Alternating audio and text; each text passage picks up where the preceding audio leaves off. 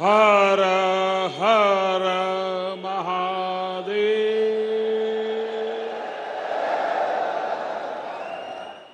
जय श्री महाकाल।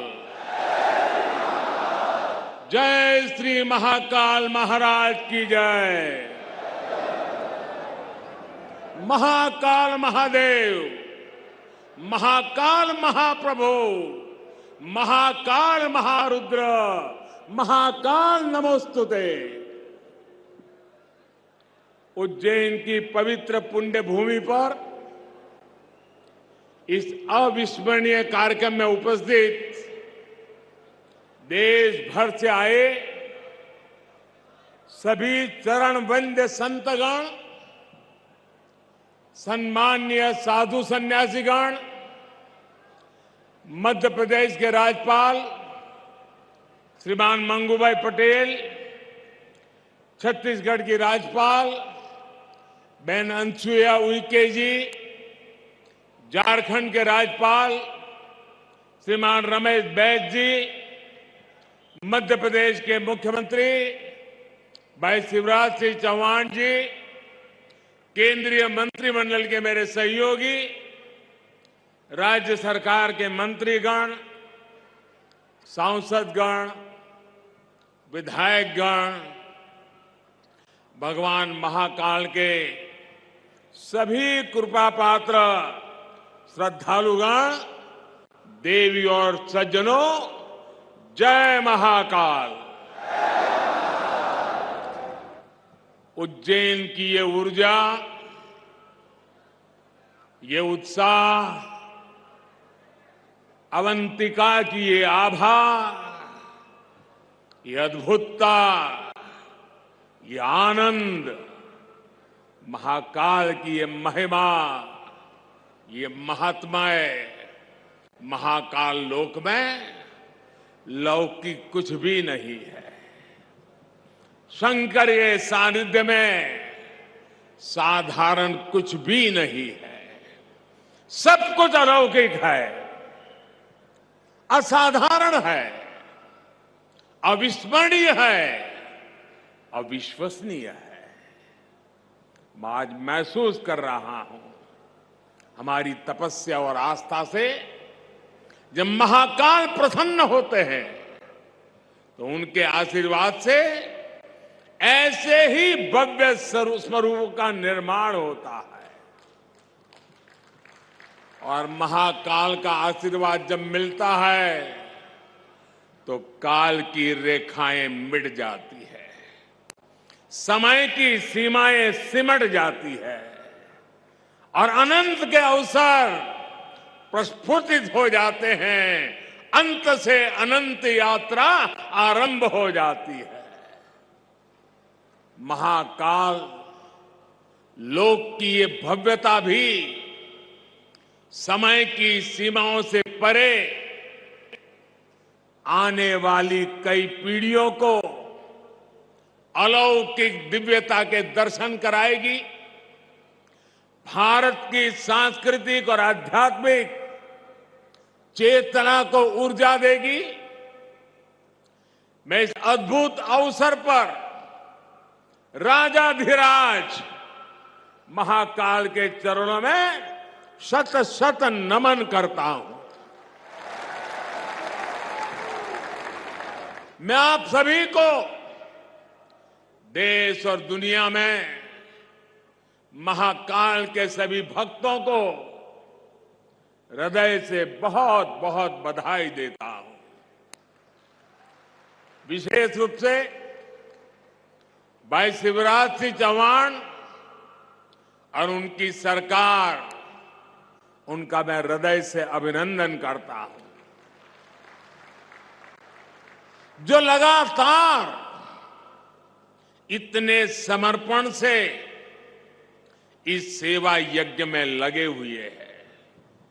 साथ ही मैं मंदिर ट्रस्ट से जुड़े सभी लोगों का, संतों और विद्वानों का भी आदरपूर्वक धन्यवाद करता हूं, जिनके सहयोग से इस प्रयास को सफल किया है। साथियों, महाकाल की नगरी उज्जैन के बारे में हमारे यहां कहा गया है, प्रलयो न बाधते, प्रलयो न बाधते तत्र महाकालपुरी, अर्थात महाकाल की नगरी प्रलय के प्रहार से भी मुक्त है। हजारों वर्ष पूर्व जब भारत का भौगोलिक स्वरूप आज से अलग रहा होगा, तब से ये माना जाता रहा है कि उज्जैन भारत के केंद्र में है। एक तरह से ज्योतिषीय गणनाओं में उज्जैन न केवल भारत का केंद्र रहा है, बल्कि ये भारत की आत्मा का भी केंद्र रहा है। ये वो नगर है जो हमारी पवित्र 7 पुरियों में से एक गिना जाता है। ये वो नगर है जहां स्वयं भगवान कृष्ण ने भी आकर शिक्षा ग्रहण की थी। उज्जैन ने महाराजा विक्रमादित्य का वो प्रताप देखा है जिसने भारत के नए स्वर्ण काल की शुरुआत की थी। महाकाल की इस धरती से विक्रम संवत के रूप में भारतीय काल गणना का एक नया अध्याय शुरू हुआ था। उज्जैन के क्षण क्षण में, पल पल में इतिहास सिमटा हुआ है। कण कण में आध्यात्म समाया हुआ है और कोने कोने में ईश्वरीय ऊर्जा संचारित हो रही है। यहां काल चक्र का 84 कल्पों का प्रतिनिधित्व करते 84 शिवलिंग है। यहां 4 महावीर है, 6 विनायक है, 8 भैरव है, 8 मातृकाएं हैं, 9 ग्रह है, 10 विष्णु है, 11 रुद्र है, 12 आदित्य है, 24 देवियां है और 88 तीर्थ है। और इन सबके केंद्र में राजाधिराज कालाधिराज महाकाल विराजमान है। यानी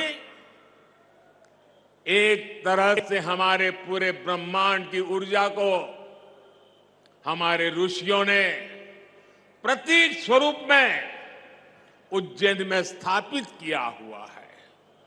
इसलिए उज्जैन ने हजारों वर्षों तक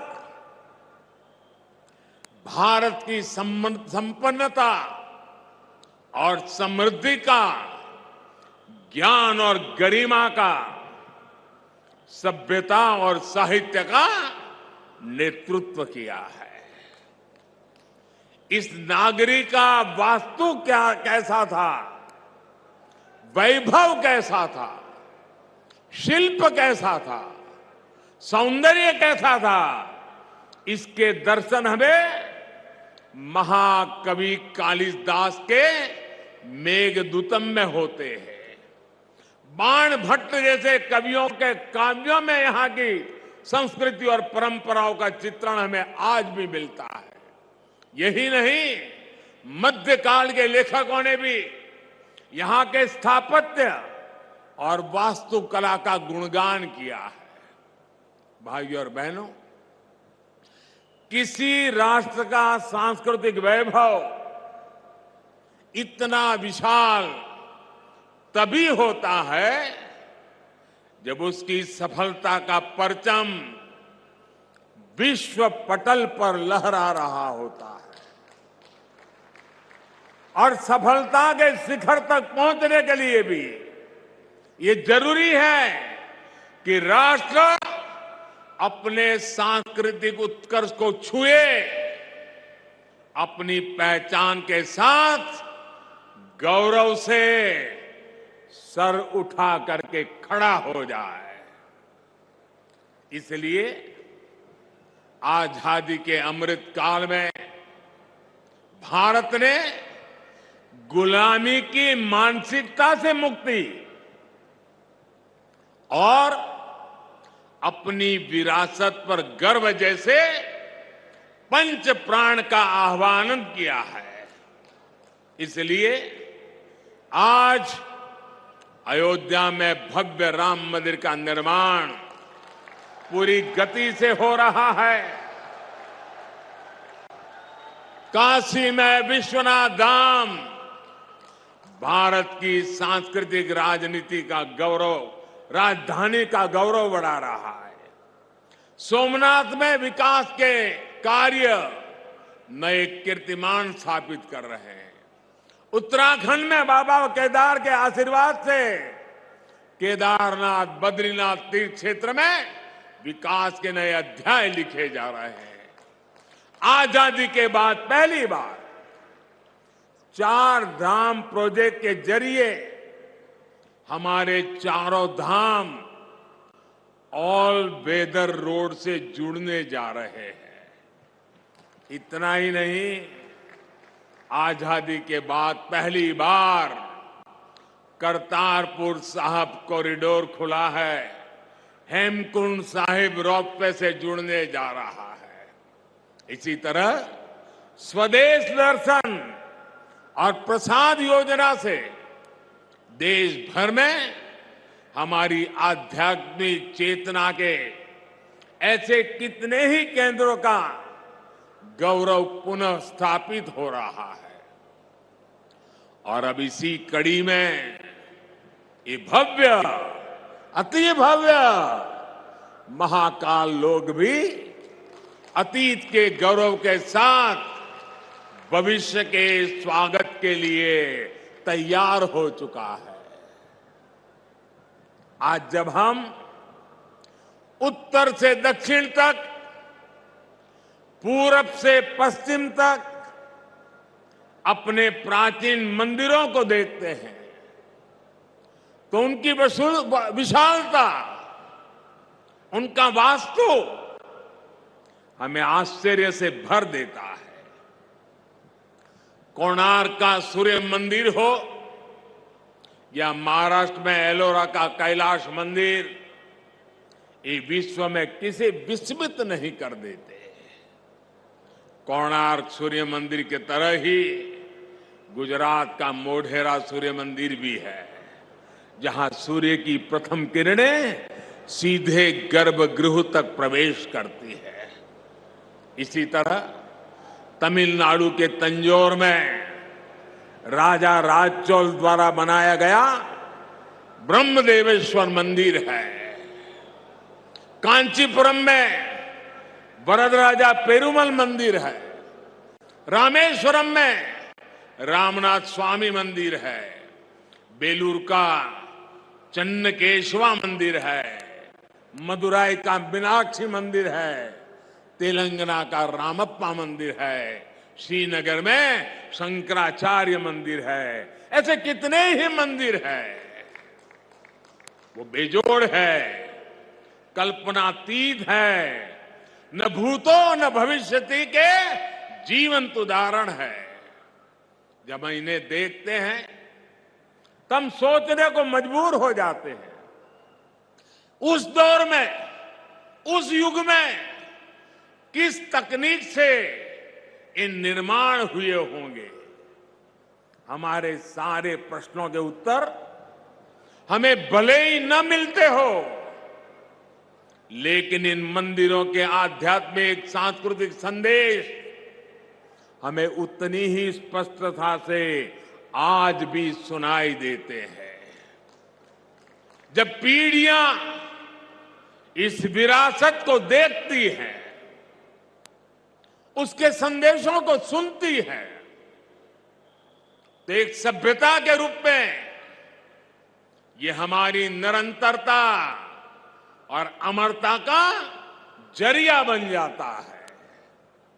महाकाल लोक में ये परंपरा उतने ही प्रभावी ढंग से कला और शिल्प के द्वारा उकेरी गई है।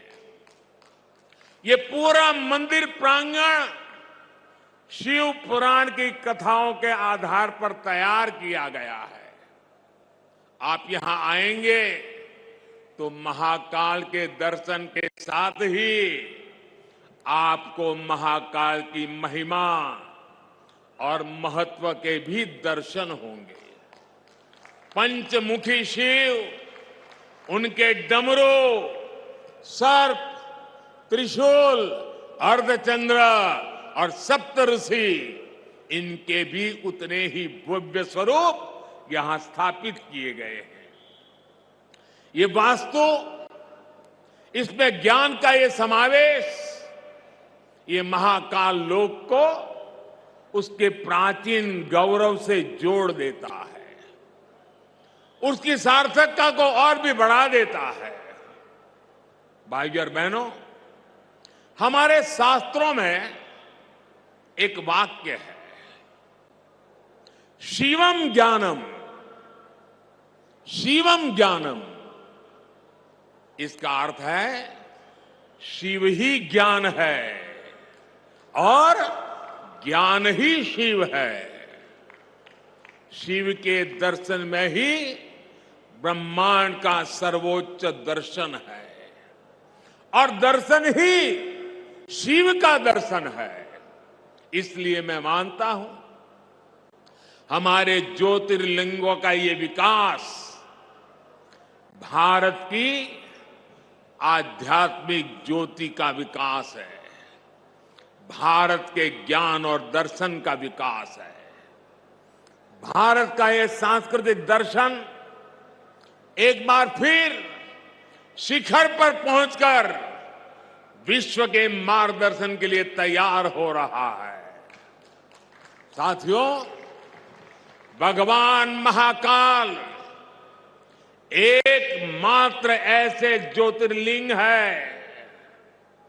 जो दक्षिण मुखी है। ये शिव के ऐसे स्वरूप है जिसकी भस्म आरती पूरे विश्व में प्रसिद्ध है। हर भक्त अपने जीवन में भस्म आरती के दर्शन जरूर करना चाहता है। भस्म आरती का धार्मिक महत्व यहां उपस्थित आप सब संतगण ज्यादा गहराई से पता पाएंगे, लेकिन मैं इस परंपरा में हमें भारत की जीवटता और जीवंतता के दर्शन भी करता हूं। मैं इसमें भारत के अपराजेय अस्तित्व को भी देखता हूं, क्योंकि जो शिव सोयम भूति विभूषण, सोयम भूति विभूषण, अर्थात वस्त्र को धारण करने वाले हैं, वो सर्वाधिपः सर्वदा भी है, अर्थात वो अनस्व और अविनाशी भी है। इसलिए जहां महाकाल है वहां कालखंडों की सीमाएं नहीं है। महाकाल की शरण में विश्व में भी स्पंदन होता है। महाकाल के सानिध्य में अवसान से भी पुनर्जीवन होता है, अंत से भी अनंत की यात्रा आरंभ होती है। यही हमारी सभ्यता का वो आध्यात्मिक आत्मविश्वास है जिसके सामर्थ्य से भारत हजारों वर्षों से अमर बना हुआ है, अजरा अमर बना हुआ है। अब तक हमारी आस्था के केंद्र जागृत है, भारत की चेतना जागृत है, भारत की आत्मा जागृत है। अतीत में हमने देखा है प्रयास हुए, परिस्थितियां पलटी, सत्ताएं बदली, भारत का शोषण भी हुआ, आजादी भी गई। इल्तुतमिश जैसे आक्रमणकारियों ने उज्जैन की ऊर्जा को भी नष्ट करने के प्रयास किए। लेकिन हमारे ऋषियों ने कहा है, चंद्रशेखरम आश्रये, चंद्रशेखरम आश्रये मम किम करिष्यति व्ययम। अर्थात महाकाल शिव की शरण में, अरे मृत्यु भी हमारा क्या कर लेगा। और इसलिए भारत अपनी आस्था के इन प्रामाणिक केंद्रों की ऊर्जा से फिर पुनर्जीवित हो उठा, फिर उठ खड़ा हुआ। हमने फिर अपने अमरत्व की वैसी ही विश्वव्यापी घोषणा कर दी। भारत ने फिर महाकाल के आशीष से काल के कपाल पर कालातीत अस्तित्व का शिलालेख लिख दिया। आज एक बार फिर आजादी के इस अमृत काल में अमर अवंतिका भारत के सांस्कृतिक अमरत्व की घोषणा कर रही है। उज्जैन जो हजारों वर्षों से भारतीय काल गणना का केंद्र बिंदु रहा है, वो आज एक बार फिर भारत की भव्यता के एक नए कालखंड का उद्घोष कर रहा है। साथियों, भारत के लिए धर्म का अर्थ है हमारे कर्तव्यों का सामूहिक संकल्प। हमारे संकल्पों का ध्येय है विश्व का कल्याण, मानव मात्र की सेवा। हम शिव की आराधना भी कहते हैं, नमामि विश्वस्य हिते रतम एतम, नमामि विश्वस्य हिते रतम तम, नमामि रूपाणी बहुनी दत्ते। अर्थात हम उन विश्वपति भगवान शिव को नमन करते हैं जो अनेक रूपों से पूरे विश्व के हितों में लगे हैं। यही भावना हमेशा भारत के तीर्थों, मंदिरों, मठों और आस्था केंद्रों की भी रही है। यहां महाकाल मंदिर में पूरे देश और दुनिया से लोग आते हैं। सिंहस्थ कुंभ लगता है तो लाखों लोग जुड़ते हैं। अनगिनत विविधताएं भी एक मंत्र, एक संकल्प लेकर एक साथ जुड़ सकती है। इसका इससे बड़ा क्या उदाहरण क्या हो सकता है। और हम जानते हैं, हजारों साल से हमारे कुंभ मेले की परंपरा बहुत ही सामूहिक मंथन के बाद जो अमृत निकलता है, उसे संकल्प लेकर के 12 साल तक उसको क्रियान्वित करने की परंपरा रही थी। फिर 12 साल के बाद जब कुंभ होता था, फिर एक बार अमृत मंथन होता था, फिर संकल्प लिया जाता था, फिर 12 साल के लिए चल पड़ते हैं। पिछले यहां कुंभ के मेले में मुझे आने का सौभाग्य मिला था। महाकाल का बुलावा आया और ये बेटा आए बिना कैसे रह सकता है। और उस समय कुंभ की हजारों साल की पुरानी परंपरा, उस समय जो मन मस्तिष्क में मंथन चल रहा था, जो विचार प्रवाह बह रहा था, मां क्षिप्रा के तट पे अनेक विचारों से मैं घिरा हुआ था और उसी में से मन कर गया। कुछ शब्द चल पड़े, पता नहीं कहां से आए, कैसे आए, और जो भाव पैदा हुआ था वो संकल्प बन गया, आज वो सृष्टि के रूप में नजर आ रहा है। दोस्तों, मैं ऐसे साथियों को बधाई देता हूं कि जिन्होंने उस समय के उस भाव को आज चरितार्थ करके दिखाया है। सबके मन में शिव और शिवत्व के लिए समर्पण, सबके मन में क्षिप्रा के लिए श्रद्धा, जीव और प्रकृति के लिए संवेदनशीलता, और इतना बड़ा समागम विश्व के हित के लिए, विश्व की भलाई के लिए कितनी प्रेरणा यहां निकल सकती है। भाइयों और बहनों, हमारे इन तीर्थों ने सदियों से राष्ट्र को संदेश भी दिए हैं और सामर्थ्य भी दिया है। काशी जैसे हमारे केंद्र धर्म के साथ साथ ज्ञान, दर्शन और कला की राजधानी भी रहे। उज्जैन जैसे हमारे स्थान खगोल विज्ञान, एस्ट्रोनॉमी से जुड़े शोधों के शीर्ष केंद्र रहे हैं। आज नया भारत जब अपने प्राचीन मूल्यों के साथ आगे बढ़ रहा है, तो आस्था के साथ साथ विज्ञान और शोध की परंपराओं को भी पुनर्जीवित कर रहा है। आज हम एस्ट्रोनॉमी के क्षेत्र में दुनिया की बड़ी ताकतों के बराबर खड़े हो रहे हैं। आज भारत दूसरे देशों की सैटेलाइट भी स्पेस में लॉन्च कर रहा है। मिशन चंद्रयान और मिशन गगनयान जैसे अभियानों के जरिए भारत आकाश की वो छलांग लगाने के लिए तैयार है जो हमें एक नई ऊंचाई देगी। आज रक्षा के क्षेत्र में भारत पूरी ताकत से आत्मनिर्भरता की ओर आगे बढ़ रहा है। इसी तरह आज हमारे युवा स्किल हो, स्पोर्ट्स हो, स्पोर्ट्स में भी स्टार्टअप, एक एक चीज नहीं, नए स्टार्टअप के साथ, नए यूनिकॉर्न के साथ हर क्षेत्र में भारत की प्रतिभा का डंका बजा रहे हैं।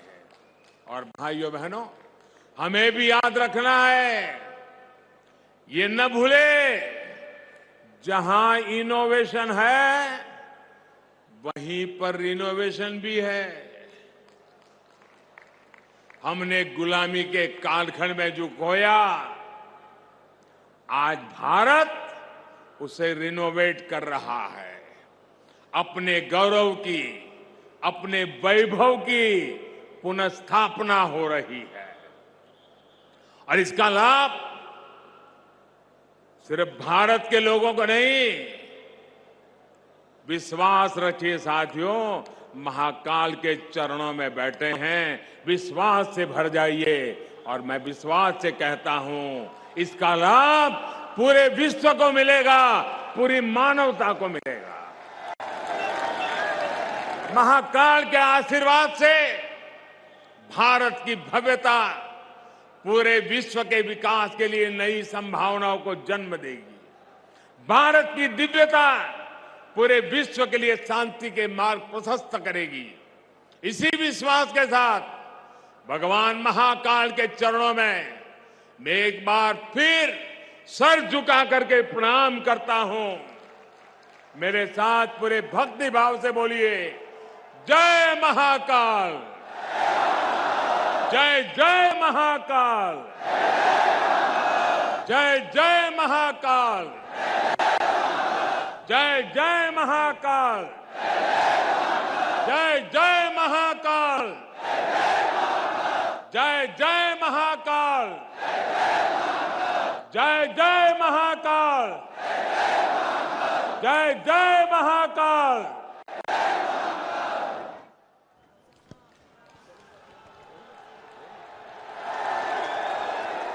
तो जय महाकाल के उद्घोष के साथ प्रधानमंत्री नरेंद्र मोदी का जो रैली स्थल है वो पूरी तरह गूंज उठा है। प्रधानमंत्री नरेंद्र मोदी ने अपना संबोधन किया, सभी जो शिव भक्त वहां पर पहुंचे थे रैली में उनको संबोधित किया और उसी सभा स्थल में किस तरीके से हमने देखा कि जब जय महाकाल के नारे लगे तो पूरा जो माहौल था वो शिवमय हो गया। प्रधानमंत्री नरेंद्र मोदी इस वक्त रैली स्थल से निकल रहे हैं। मुख्यमंत्री शिवराज सिंह चौहान ने भी संबोधन किया और अब प्रधानमंत्री का जो उज्जैन दौरा है वो इसी संबोधन के साथ यहाँ पर खत्म हो रहा है। प्रधानमंत्री सबसे पहले जब आज शाम को यहाँ पर उज्जैन में शिव की नगरी में पहुंचे, महाकाल की नगरी में पहुंचे, तो प्रधानमंत्री सबसे पहले महाकाल के गर्भगृह में गए, महाकाल का आशीर्वाद लिया, उनका अभिवादन किया, उनका शुक्रिया अदा किया इस पूरे कॉरिडोर के निर्माण के लिए और उनकी इजाजत लेने के बाद प्रधानमंत्री नरेंद्र मोदी कॉरिडोर में दाखिल हुए। कॉरिडोर का लोकार्पण करने के बाद प्रधानमंत्री नरेंद्र मोदी रैली स्थल पर गए और किस तरीके का महसूस किया, कैसा उन्हें लगा इस पूरे कॉरिडोर की भव्यता को देखते हुए, उसको लेकर प्रधानमंत्री ने अपने संबोधन में उसका जिक्र किया। और इस वक्त मंच पर आपको प्रधानमंत्री नरेंद्र मोदी दिखाई दे रहे हैं। इंडिया टीवी हर वक्त हर जगह डाउनलोड करने के लिए सर्च करें India TV news Google play store या ऐप स्टोर पर।